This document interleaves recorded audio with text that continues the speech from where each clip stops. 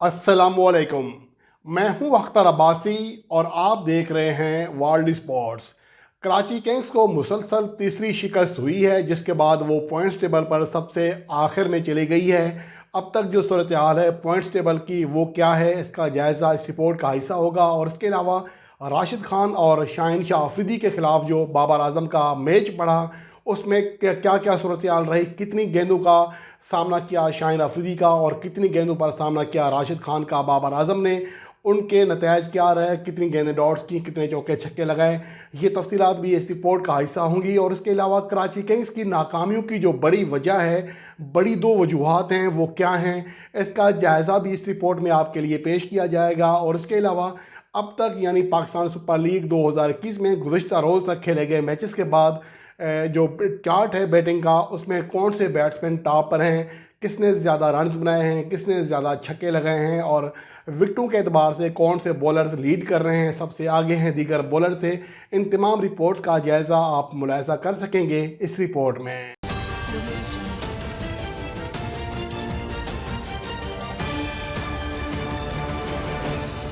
सबसे पहले हम बात करेंगे बाबर आजम की, जिनके बारे में जब ये टूर्नामेंट शुरू हो रहा था तो पाकिस्तान क्रिकेट बोर्ड की जानिब से एक अदाद शुमार जारी किए गए थे शाहीन शाह अफरीदी और बाबर आजम के दरमियान के दोनों का मजमूई तौर पर कितनी बार टाकरा हुआ है। और जो मैच खेला जाएगा इस बार कराची किंग्स और लाहौर कलंदर का, ना सिर्फ दो रवायती हरीफ टीमों के दरमियान बड़ा मैच होगा, बल्कि पाकिस्तान के स्ट्राइक फास्ट बॉलर और पाकिस्तान के जो टॉप ऑर्डर बल्कि दुनिया के नंबर 1 वाइट बॉल बैट्समैन है, T20 रैंकिंग में भी नंबर 1 है, वनडे रैंकिंग में भी नंबर 1 है बाबर आजम, इन दोनों का टाकरा होगा।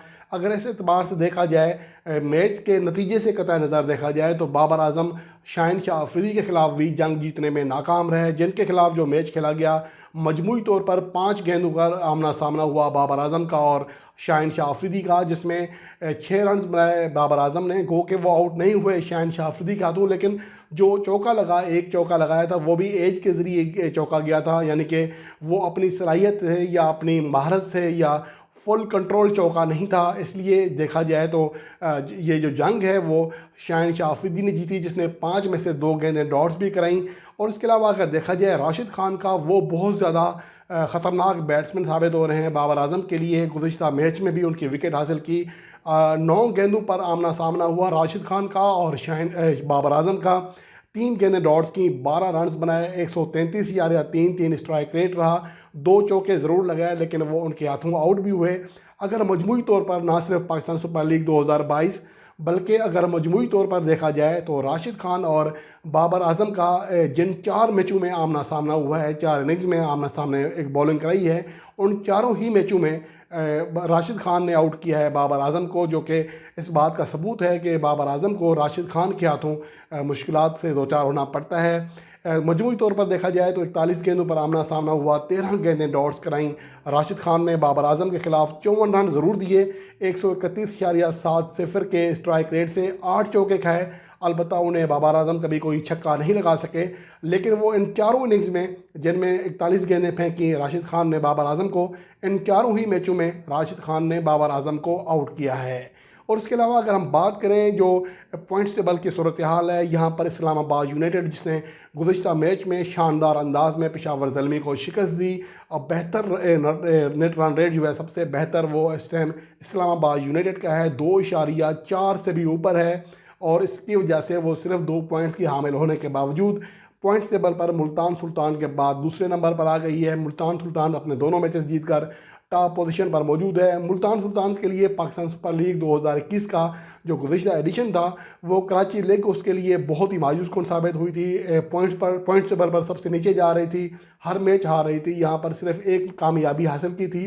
लेकिन पाकिस्तान सुपर लीग 2022 का आगाज़ वो शानदार अंदाज में करने में कामयाब रही है। और इसके अलावा अगर हम बात करें पॉइंट्स टेबल पर, कोयटा ग्लैडिएटर्स दूसरे नंबर पर मौजूद है, 2 मैच खेले हैं, 1 जीता 1 हारा। लाहौर कलंदर की भी यही सूरत हाल है, अगले नंबर पर मौजूद है, यानी चौथे नंबर पर 2 मैच खेले, 1 जीता 1 हारा।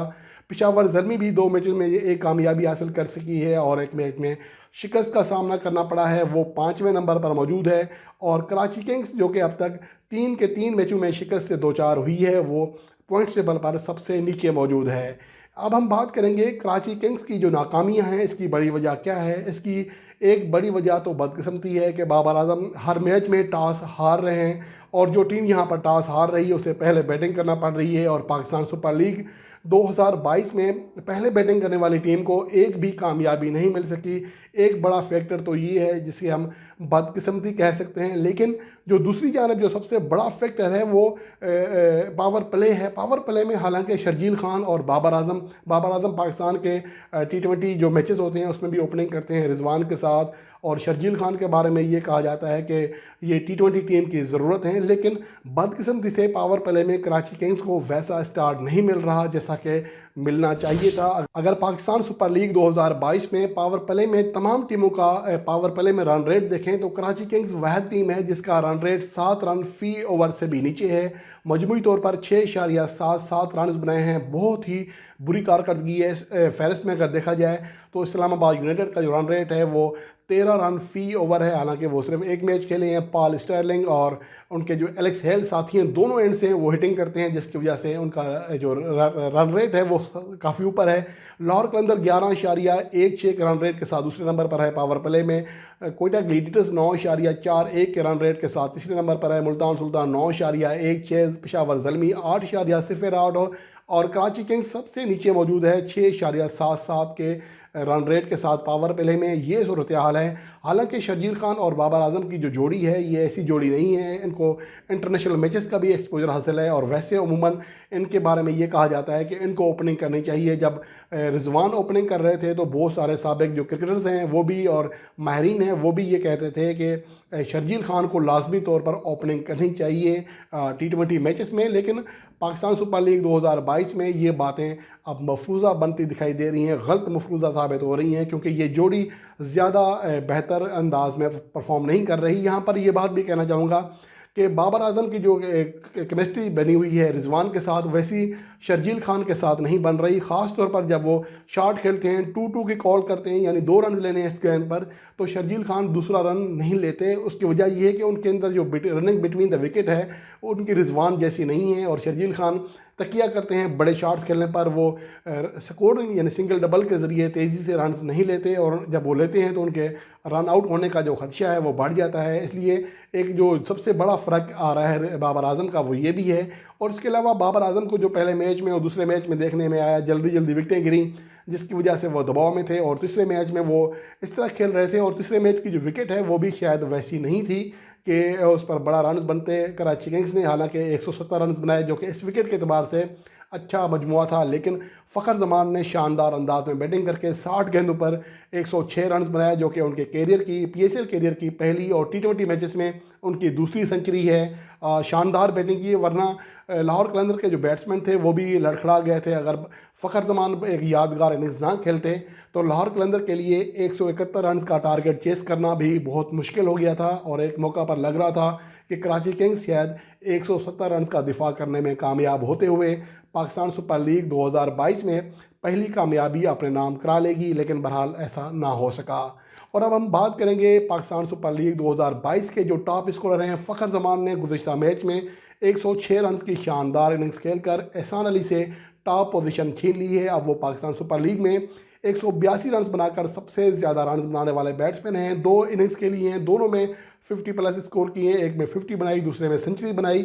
उनका जो एवरेज है वो 91 रन फी 100 बॉल है, 191 उनका स्ट्राइक रेट है, बहुत ही शानदार उनका स्ट्राइक रेट है। जो पहली मैच था उसमें 217 उनके कैरियर बेस्ट 50 प्लस इनिंग्स थी पाकिस्तान सुपर लीग की तारीख की, जिसमें वो बहुत तेज़ी से खेले थे। 76 रन बनाए थे सिर्फ और सिर्फ 35 गेंदों पर। इसके अलावा एहसान अली दूसरे नंबर पर मौजूद हैं, 130 रन बनाए हैं। आज उनका तीसरा मैच होगा कोयटा ग्लेडिएटर्स जब मुल्तान सुल्तान के खिलाफ उतरेगी। उनके साथ ही वेल समीट जो कि कोयटा ग्लेडिएटर्स के ओपनर बैट्समैन हैं, 127 रन के साथ तीसरे नंबर पर मौजूद हैं। 2 मैचेस खेले हैं अब तक।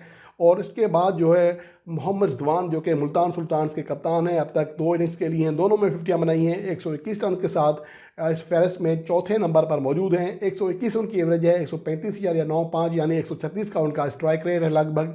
और शर्जील खान ने 113 रन बनाए हैं, इस फहरिस्त में 5वें नंबर पर मौजूद हैं, जबकि शान मसूद 109 के रन के साथ इस फहरिस्त में 6ठे नंबर पर मौजूद हैं। यहाँ ये बात भी काबिल ज़िक्र है कि शान मसूद को टेस्ट प्लेयर कहा जाता है और शर्जील खान को T20 फॉर्मेट का प्लेयर कहा जाता है, लेकिन अगर अब तक की कारकर्दगी देखें पाकिस्तान सुपर लीग 2022 में तो वाज़े तौर पर शान मसूद का स्ट्राइक रेट बेहतर है। 160.29 उनका स्ट्राइक रेट रहा है अब तक खेले गए 2 मैचेस में, जबकि शर्जील खान का स्ट्राइक रेट 143 के इर्द गिर्द रहा है।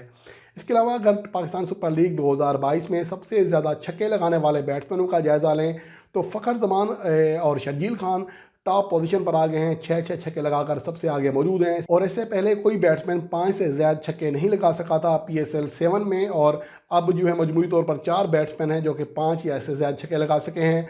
फ़खर जमान और शर्जील खान ने 6, जबकि शोएब मलिक और विल स्मिथ ने 5 छक्के लगाए हैं। और अगर विकेटों के इस बात से देखें तो नसीम शाह कोयटा ग्लेडिएटर्स के फास्ट बॉलर, जिसने गुज़िश्ता मैच में 5 विकेटें हासिल की थी 20 रन देकर, जो कि अब तक PSL 7 की बेस्ट बॉलिंग कारकर्दगी है, वो 6 विकेटों के साथ सर फहरिस्त हैं। इसके बाद दीगर ऐसे बॉलर्स हैं जो 4 बॉलर्स हैं जो कि 4 विकेटें हासिल कर सके हैं, जिनमें इमरान ताहिर मुल्तान सुल्तान के, मोहम्मद नवाज़ कोयटा ग्लेडिएटर्स के, शाहीन शाह अफरीदी लाहौर कलंदर के और हारिस रऊफ लाहौर ही कलंदर के हैं। ये 4 विकेटें हासिल करके टॉप विकेट टेकर बॉलर की फहरिस्त में जगह बनाने में कामयाब रहे हैं। इसके साथ ही ये प्रोग्राम यहीं पर ख़त्म करते हैं और आने वाली वीडियो में आपके लिए मुख्तलिफ स्टेट्स जो कि पाकिस्तान सुपर लीग 2022 के हवाले से होंगे वो भी आपके साथ शेयर करूंगा, जबकि जो आज का मैच खेला जाएगा उसका हेड टू हेड रिकॉर्ड और उनके जो प्लेयर्स हैं जो कि परफॉर्म कर रहे हैं और जो अभी तक परफॉर्म नहीं कर सके उनका जायज़ा भी अगली रिपोर्ट का हिस्सा होगा।